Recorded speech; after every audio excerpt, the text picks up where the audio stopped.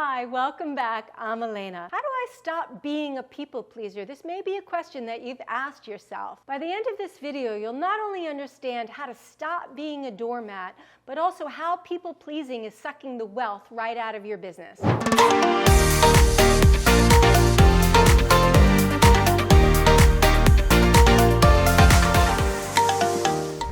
Uncover the real reason why you're a people pleaser and how this is wreaking havoc in your life and your business. And how constantly trying to get this one thing is having you go around in circles.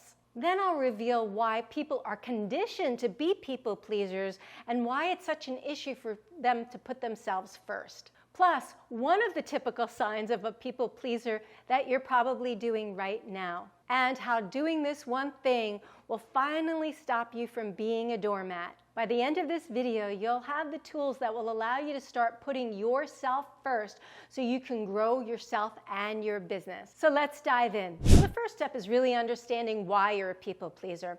Now, I have to say, I was a people pleaser for a really long time, so I totally get this. And what ends up happening is when you're really young, you've got this energy, you've got this spirit, but somehow it's getting crushed, right? You're being told that you need to conform to get the love and the approval that you want from mom and dad and from teachers and from other people in your life. Essentially, you can't be yourself. You have to act a specific way. And so all of a sudden you start doubting who you really are and take on these masks that you put on. You create this identity for yourself because this identity gets you the love and the approval, or moves you in the direction you think of at least getting the love and the approval that you want. And therein lies the issue. You've now been conditioned to people please because you think if you do whatever mom and dad want, you're going to get love and approval. That is the genesis of people pleasing. There's also this really big societal limiting belief that you're not a good person if you're focusing on yourself. You're selfish. You're not a good person. So it's always about putting people first. I can tell you, and I am not dissing religion in any way, but I can tell you that it is so propagated in religion. So many of my clients who come to me who are really faith-based have to undo the brainwashing of them believing they're going to be bad if they actually put themselves first. Now, there's two different ways of putting yourself first. There's the ego way of putting yourself first, which is actually selfish. And then there's the truth, the higher self way of putting yourself first and what's actually in your highest good. And whatever is in your highest good is also in everyone around you highest good. So it's not possible for it to be selfish because of it.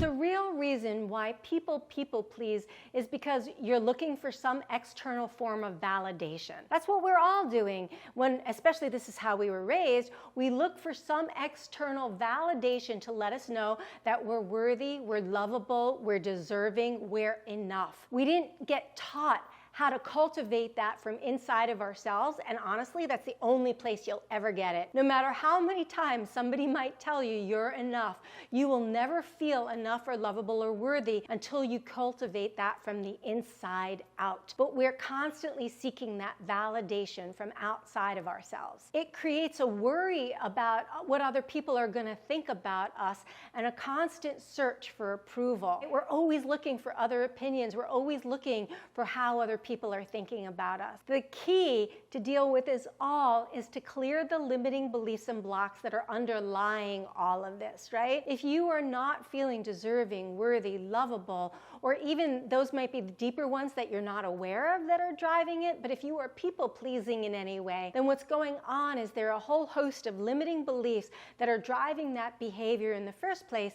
And when you clear that behavior, it allows you to experience so much freedom. I can tell you how, like, I have a client, my client Cassie, and when she first came to me, she was such a people pleaser. It was so hard for her to actually put what was in her highest good first. And when she started really learning how to embrace putting herself first, it totally liberated herself and her business. She was like 1,000 pounds lighter because of it. A lot of times people are people pleasing because they're also conflict averse. They're afraid that if they say no to somebody or say what they think, it's going to create conflict. Now, I'm not going to dive deep into it in this video because I've recorded a video that actually helps you learn how to say no without feeling guilty, right? So if you tune into that video after this one, it will teach you how to be able to say no without having to fear the repercussion of conflict as a result of this. And also learning how to communicate effectively also helps you to be able to communicate your own feelings and keep it out of the conflict zone. I really love helping people step into a more empowered way of being in their business. Not only ditching guilt and shame and people pleasing, but really owning your greatness in your business so you could take it to the next level. So I urge you to like and subscribe so you can stay up to date on all of the latest content. One of the typical signs of people pleasing is constantly apologizing for yourself. And I have to say, one of the things I am most thankful to my ex-husband for is actually showing me that I did this very early on in our relationship. I used to apologize for everything and not even be aware that I was doing it. And he kept saying to me, "Why are you apologizing? Stop apologizing." And he made me so aware that I did it that I stopped doing it. And one of the things that I say to my clients, they'll say, "Oh, I'm sorry." And I'm like, "You're not sorry." And they're like, "What do you mean I'm not sorry?" And I'm like, "There's nothing sorry about you. So stop being sorry, because there is nothing sorry about you."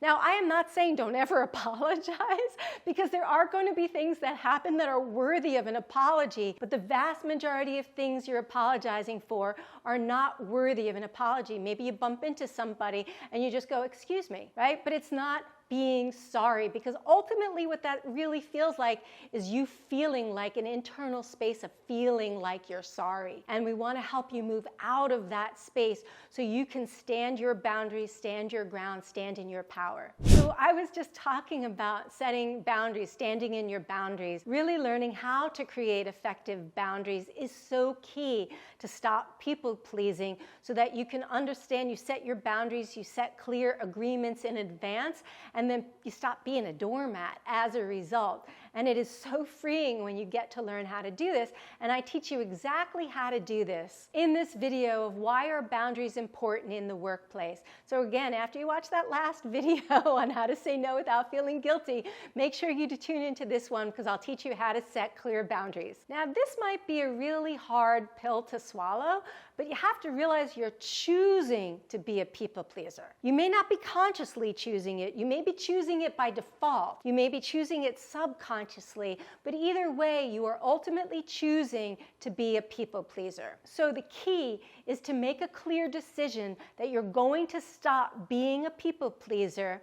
Make a clear decision. That always comes first. Start being more self-loving to yourself and putting yourself first. That's a decision. I am going to be more self-loving to myself, start putting myself first, and stop being a people pleaser. Make the decision, and then the action will follow from that space of that decision. Oftentimes, my clients who are people pleasers are also afraid of raising their prices, right? They're afraid of what their clients are going to say when they raise their prices. I'll show you how to change your prices and start charging what you're worth without feeling guilty in this video. How to raise your prices without losing customers. So make sure you go to that video as well. Thanks, I'm Alaina, and I'll see you in the next video.